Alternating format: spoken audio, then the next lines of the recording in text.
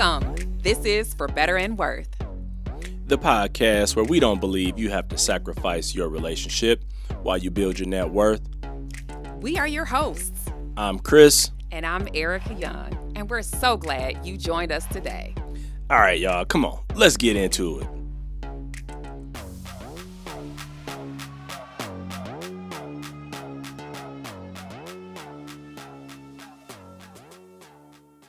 Back again. Hello, everyone. Yes, I'm excited to talk about this topic today, and hopefully you'll find it interesting too.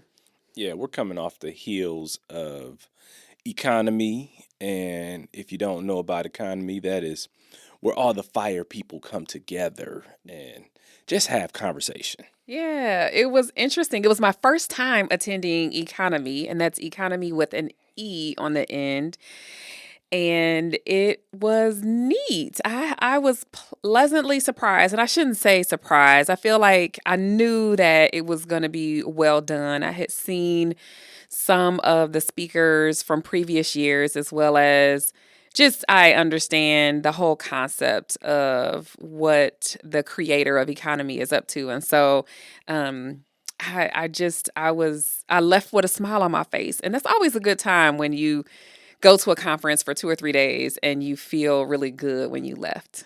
Yeah, and for those that are tuning in, when we talk about FIRE, maybe some know, maybe some don't, but that's financial independence, retiring early. And this was a conference all about that. And the speakers were talking about, well, it was a myriad of topics that we talked about. I know I walked away from EconoMe knowing that I'm going to get me an electric bike. Oh, goodness. Yes. So he doesn't need another bike, let's be clear. But it's so funny how we go to a financial conference and he comes away wanting to spend more money, not less. And I'm like, oh. It's okay. I can take my electric bike on those short trips. This is a shout out to Kevin Ha. Yes, Kevin Ha. So, yeah, there were 4 20-minute TED-style talks on both Saturday morning and Sunday morning. And then there were workshops and discussion groups in the afternoon. It was on the campus of University of Cincinnati. And on Friday, there were some day activities like, an urban hike, or there was also some games that were played in the evenings and bar hops and things like that to just keep folks engaged, and also speed friendshipping so that folks can get to know one another better. So lots of cool different things so that the community was, a little bit more understanding and learning about one another versus just learning content. Yeah, there was a lot of opportunities to network and just share ideas around where you're at on your journey if you're seeking FIRE. And, it's interesting because, I thought about where we sit, and where we align with that. And I think we're maybe FIRE adjacent. Yes. Because we're at the point where, let's be honest, retirement is kind of getting in our window. We're gonna say that's you, honey. I am not. It is not in my window. It's not in my purview. I got some time. It would still be early retirement. Let's be clear. We are not of retirement age. We just barely got the kids out the house. That's right. That's right. We got them out the house and we're already thinking about retiring. So. No. That's you again. That's you. That's all you, baby, not me. When I say retire, I'm talking about retiring from doing a day-to-day or just doing whatever I want to. I like my day work. I may not stop doing that anytime soon just because I enjoy it. But I want to have the freedom to do whatever it is that I want, outside of those hours. Yeah. So. Yeah. And you know what? I have always had a little bit of a love-hate relationship with the term retirement, because to retire, it just sounds like you're going off to do nothing. And I believe that is the time in your life when you have so much value to add and so much to give and, so much wisdom to offer. And so it is that moment where I feel like the term that I use is you step away from working in a traditional sense and maybe do something different with your skills, gifts, and talents, and volunteer or get on a mission field or travel the world or serve in some way. Like that is just a shift to me. I feel like retire means you're kicking your feet up and you just relax and doing nothing.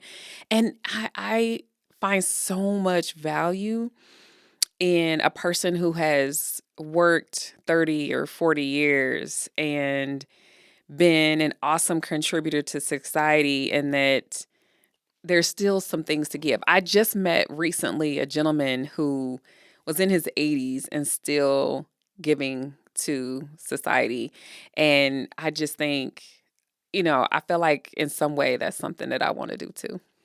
Yeah, when I think about retirement, it's not that in the traditional sense of retirement, you work, you get a job, you work till 65, 66, then you stop working that job, and then you just don't work anymore. Then you just, watch TV and read the newspaper or play golf or do whatever it is that you want. Some people, that could be retirement for them, but I think those people end up in early graves. That part. And so when I think about retirement, and even when I think about it in the context of the fire community, I really appreciated how one of the speakers, she had a different point of view. And her point of view was not that you just stop working, you leave corporate America, which she did for a period of time and went off and, dabbled in real estate and did her thing. But she realized that it was okay to go back and work a corporate job doing something that she enjoyed and that she was good at. And so there's nothing wrong with working in a corporate environment. If you enjoy what you do, you're good at what you do, you get paid well for it.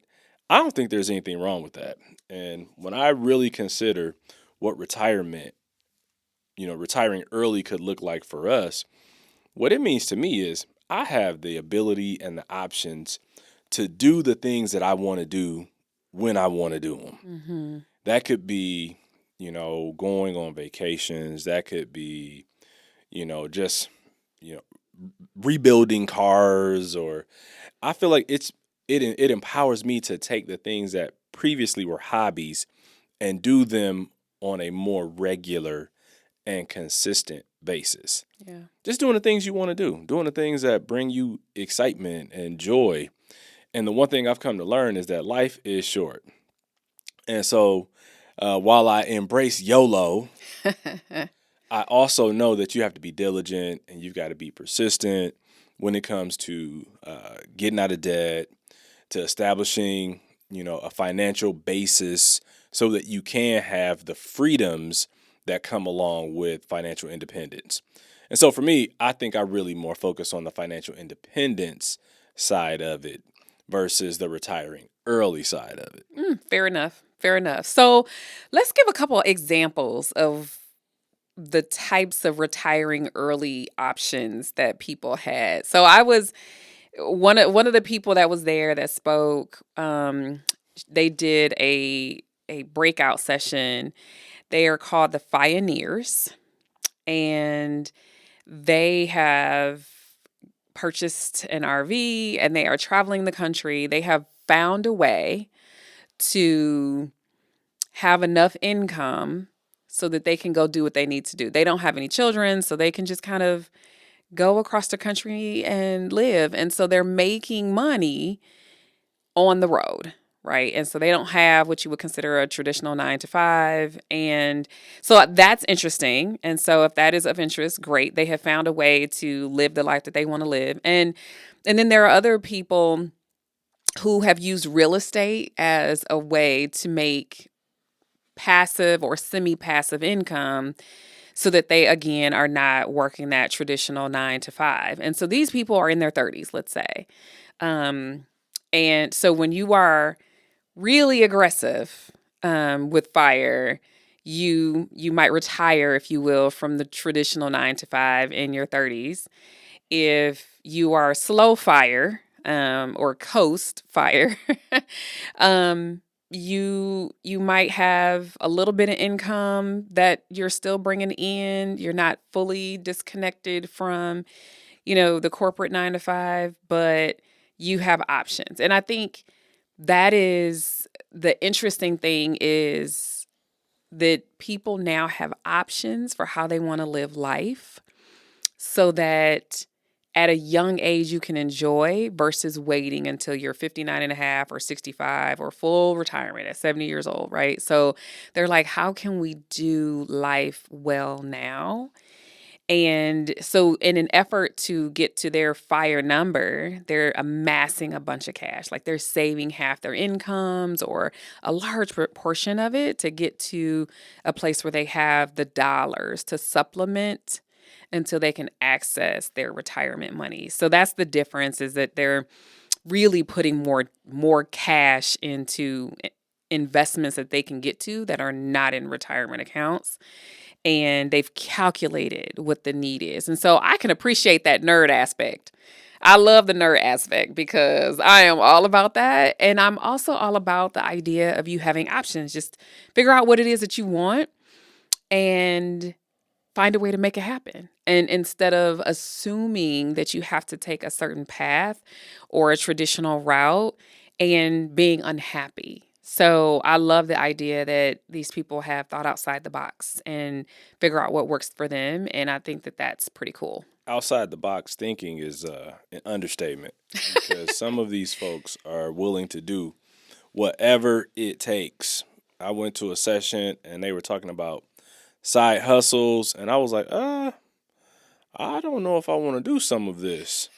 But Like what, babe? What was it that I you? mean, I'm not a big fan of pets or dogs. So all you people don't send me any emails about, dogs or any of that because I'm not feeling it. That's coming up in another episode, But husband. anyway, one guy was talking about being on the Rover app and being a dog walker and pet sitting and door dashing, and I mean he's done it all because he wanted this lifestyle. And that's one thing I actually have a high level of respect for the people in the fire community, is that they have a unwavering persistence and focus and a level of diligence that if other people took a quarter of what they put into focusing on, people will have tremendously different financial outcomes. And if you're in your 30s and you're able to save $400,000-$500,000, and that's your number, and then with compounded interest, you can live off of that for the rest of your life. Look, kudos to you, because that is diligence at its finest. And one thing I'll say I really appreciated about the conference is that they had such a wide range of workshops. It wasn't just about, everything wasn't about money. They talked about, minimalizing, being a minimalist, and, and it really got into emotions and how you feel and dealing with that. And I talked about, the side hustles, but then there was one where, they talked about, how you invest and, a safe withdrawal rate, because if you have that lump sum of money, you have to have a withdrawal strategy. And there's a lot of thought that goes into managing your portfolio and how you approach that withdrawal strategy. So I really appreciated that there was a wide range of topics that were discussed. And it wasn't all money. It was money adjacent, and there were a lot of different things. So Yeah. that's one thing I really appreciated about what I learned this weekend. Yeah. And then I went into a session about entrepreneurship and having a small business or being a solo entrepreneur. And so it was neat to hear from folks who had some startup companies. It was great to hear from folks who were wanting to start a business themselves. They hadn't started yet. And then we heard from a gentleman who had sold a company. And so just to have these differing perspectives about where folks were in their journey on entrepreneurship. And then I sat in on another session about real estate. And I thought that was interesting as well, because this woman had 36 37 doors, which means that she had 37 different people paying her rent in some form, be it long or short term rentals. And that was huge. She did this in her 20s. My hat was off to her for sure, because I was definitely impressed with the fact that she had amassed that much in a short amount of time. She went after it. She made the decision. And like you said, the thing that I absolutely have great respect for is the hustle. They find a goal and they go after it with fervor. And we could all learn from that. But the one thing that I thought was really interesting was just the varying ways that people, earn their money. So we had a woman who spoke about the tipping culture and just the service industry professionals who could also reach fire. So we can't discount our hairdressers, for instance. She had a statistic that said they are like the happiest people because they see a project from start to finish every day and how satisfying that is for them. And so that just brings happiness. And then, just like you said, Kevin Ha was talking about, the electric bikes and people talking about the emotional part that money plays in all of this. And so there was just a lot of varying ideas, and it just makes you think and wake up to, how this could be applicable to you. Look, while all those workshops were great, I also appreciated that people share their failures. Yes. Because we, those who are listening, here at the For Better and Worth podcast, you all know that we talk about progress over perfection. And one thing I really appreciated was the fact that they shared what those failures look like. They weren't just candy coating it. They were like, look, this is what we did well. But before we got to the point where we did it well, this is the 3 or 4 things that went wrong. This is a property I bought and sunk $100,000 into that was an awful investment. And so it's always good to see successes, but it's also good to see failures and to see people bounce back from those failures. And so I could appreciate that. We don't want to candy coat things because things aren't always perfect.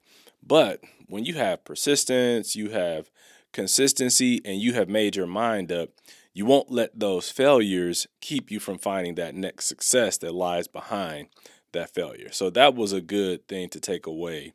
So progress over perfection, once again. That's good. That's really good.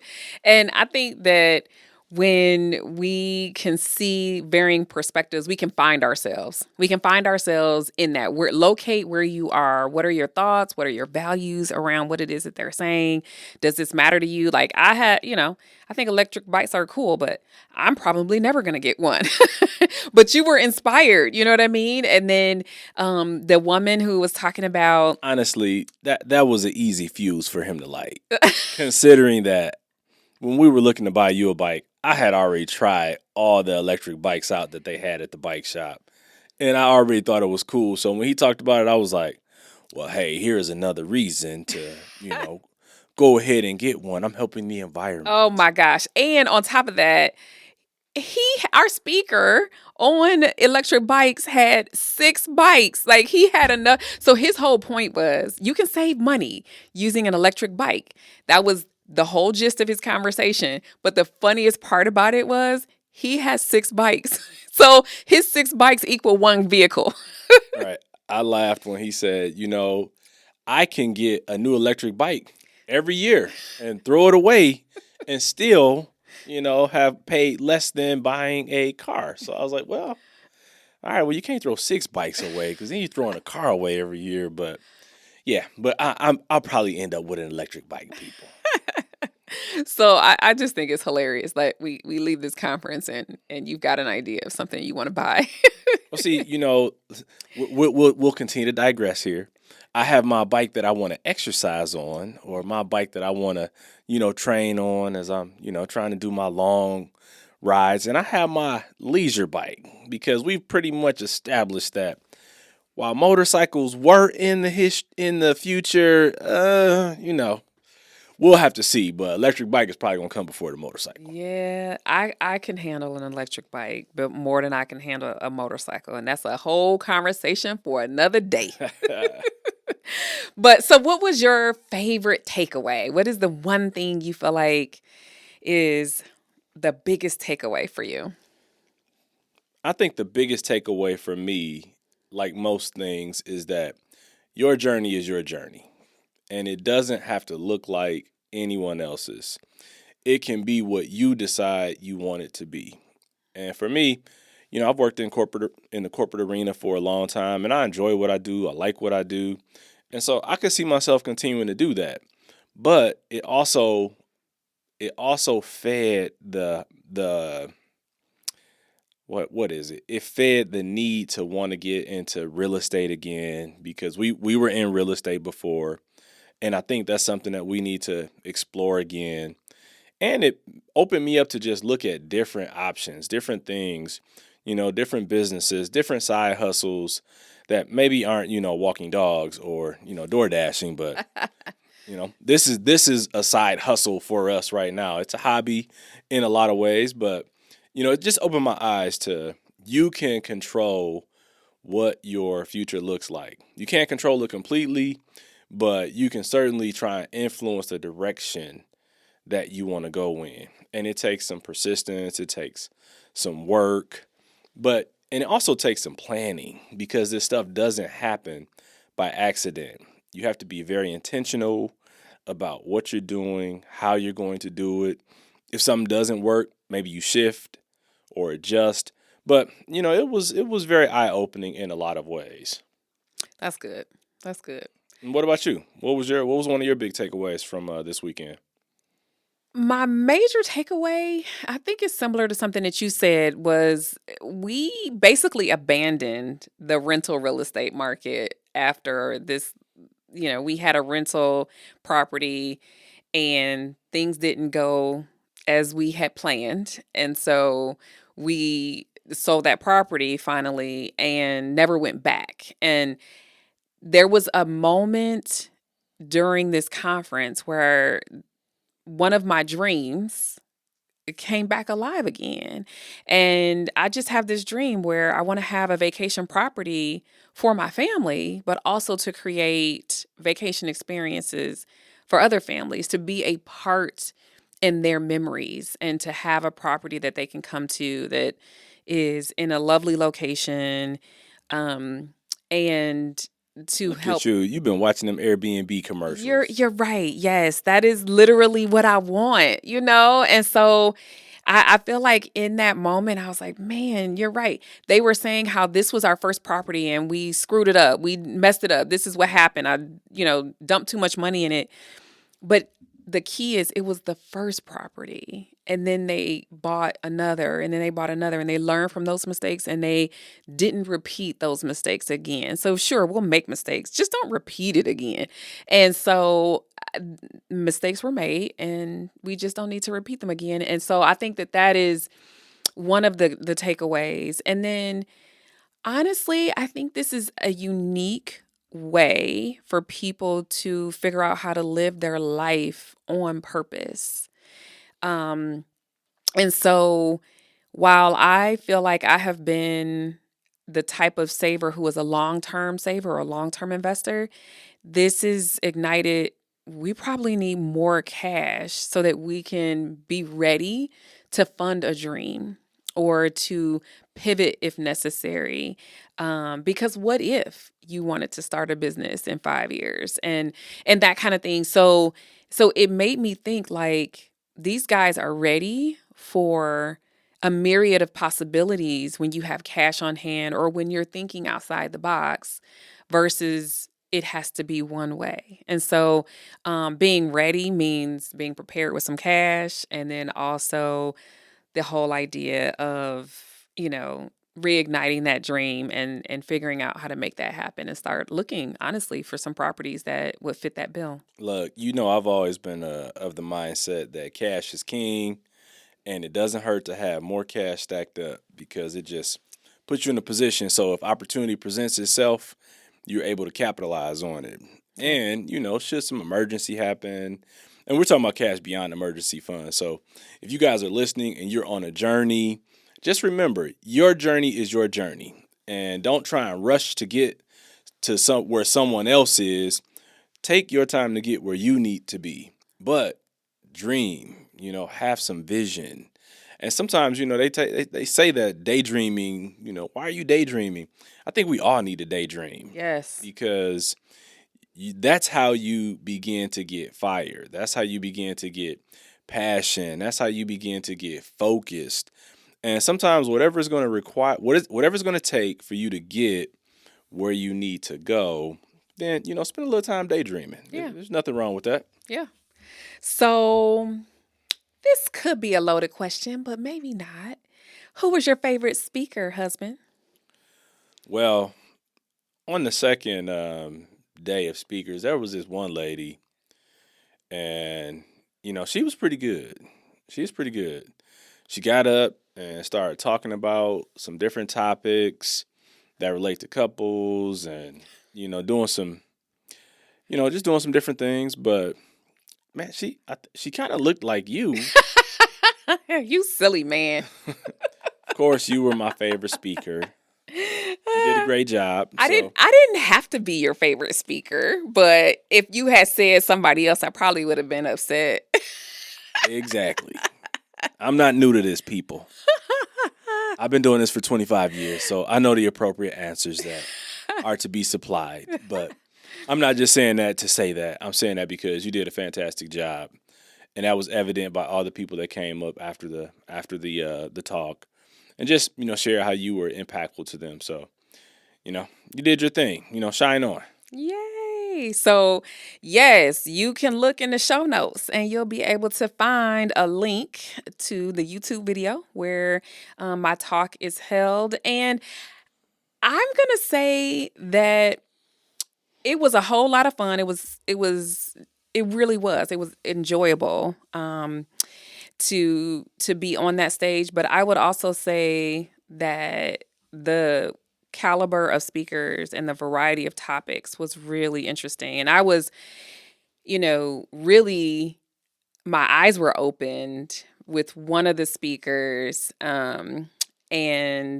she spoke about basically financial legitimacy. And I think that was very interesting. She just talked about service, providers and the tipping industry and how you can reach fire there. And I just feel like Barbara did such a great job sharing about this hidden avenue that people could have to their own financial independence. And so I really enjoyed how her talk was unexpected as well as well thought out. And so she has a book called Tipped. And I plan to check that out as well. But she has a very interesting story. I am not going to share her details. You just need to go ahead and watch her talk and or purchase her book.